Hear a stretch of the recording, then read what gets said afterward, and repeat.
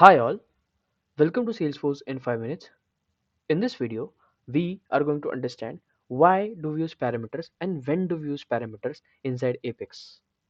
But before getting started, if you really like my videos, I request you to please subscribe to this channel.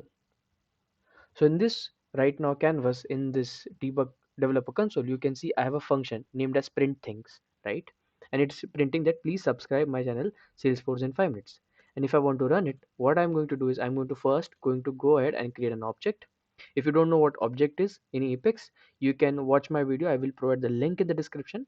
So using this object, I am accessing this function and then I'm calling this function. As soon as I call this function, this things would be printed.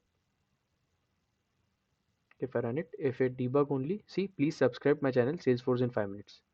But let's say, what if my channel is something else? My channel name is something else. Instead of Salesforce in 5 minutes, what if my channel name was XYZ, right? So in that case, I had to go ahead and change it to XYZ over here, right?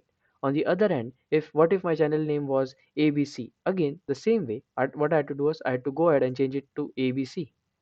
So every time if my channel name changes, I won't go to the code and make changes to the code directly, right? It does not make sense, right? Every time, what if I want Salesforce in 5 minutes, in 1 second, and next second I want ABC, something like that, right? What if I want to do that? In that cases, you don't know what exactly your value would be. And if you do not know what your value would be, or it will be decided at the runtime, that's where you use parameters. How do you define a parameter? First of all, you have to define what you have to print. So for an example, instead of ABC, it can be Salesforce in 5 minutes, or instead of Salesforce in 5 minutes, it could be XYZ.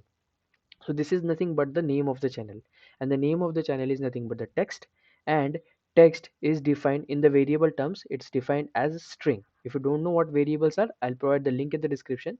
So this ABC is nothing but a string, or the Salesforce in 5 minutes is a string. Everything, this is nothing but a string, right? So I know my type of the parameter is going to be string. To define a parameter inside this function braces, you can define the parameter string name of channel, right? Name of channel you are going to provide. You knew that it's going to be some kind of a parameter, like it can be string, it will be string, right? You knew that XYZ ABC Salesforce in 5 minutes, something like that. And use plus name of the channel. So now what's going to happen is that you are trying to concatenate two strings. So this is one string and this is another string. Everything that is enclosed within single quotes inside Apex is a string. Okay, so please subscribe my channel. It's nothing but a string. Okay, and this is also a string. So in order to concatenation means you're not adding it, you're just combining them together. If you want to do that, you use plus in between. Okay, so what I'm trying to do is please subscribe to my channel and the name of the channel. Now this name of the channel, I'm going to pass it while I call this function. So I'm going to go ahead to the debug log, and now my new things print things. What I'm going to do is I'm going to pass the parameter away, like for say example Salesforce in 5 minutes. I'm going to pass this parameter. So what I'm doing is I'm inside this print things, this is this function, I'm passing the value, that is a value that is Salesforce in 5 minutes, to this name of the channel variable. Now automatically it will print Salesforce in please subscribe my channel, that is Salesforce in 5 minutes. So if I run it right now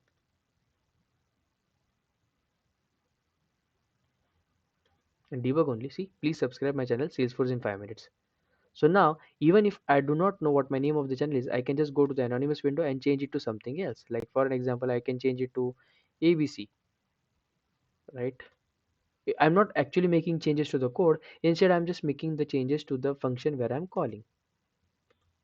So if I see ABC. So if I do not know what my value would be at the runtime, that's where I use a parameter. Okay, and to use a parameter, you can go to the function braces, and then here you can pass what is the type of a parameter, that is nothing but the string, and next is the name of the variable, that can be anything, name of channel, Salesforce in 5 minutes, whatever you want to. Okay, you can pass it, and you can use it over here using the plus if you want to print it. But if you want to do some kind of more operations, you can do whatever you want to. For an example, let's say I'm going to use public void add. Okay, this is my function. Now what this function is going to do is it's just going to add two numbers. So let's say system.debug addition is to plus 2.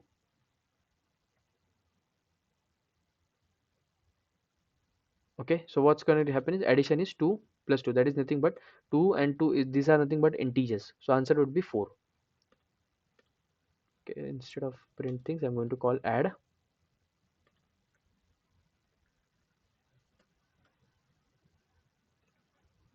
and I'm going to execute it. Okay, now if I debug it, if you see, it's 22, it's actually converted to the string.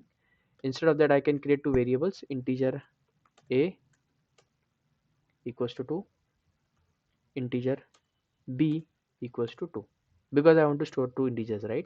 And what I'm going to do is a plus b, or what I'm going to do is, instead of this, I will create an integer c equals to a plus b, and then I'm going to print c over here. So basically what I'm doing is I have created two variables, integer a and integer b, and then integer c, I'm using integer c to combine these two variables, a plus b, that is 2 plus 2 equals to 4, and then I'm printing it on the screen using c. Okay, if I'll save it, oh okay, I can't create a variable over here, it's integer.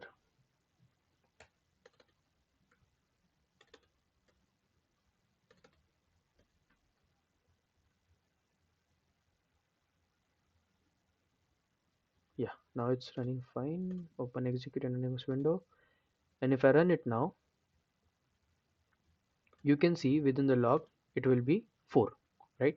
But every time it won't be 2 plus 2, right? It can be sometimes 2 plus 4, it can be 5 plus 2, it can be 5 plus 7, anything, right? You don't know it, it's not always going to be 2 plus 2. Okay, so in that cases you can pass a parameter. So instead of doing this way, what you can do is you can pass a parameter integer a, and same way integer b, right? And you can remove this. Now you can pass the values to this integer a and integer b. So debug, open execute anonymous window. So here you can pass 2 comma 3. So what's going to happen is, add first integer a would be 2, integer b would be 3. So 2 plus 3, c will be stored with 5 and c will print 5. So if I run it right now,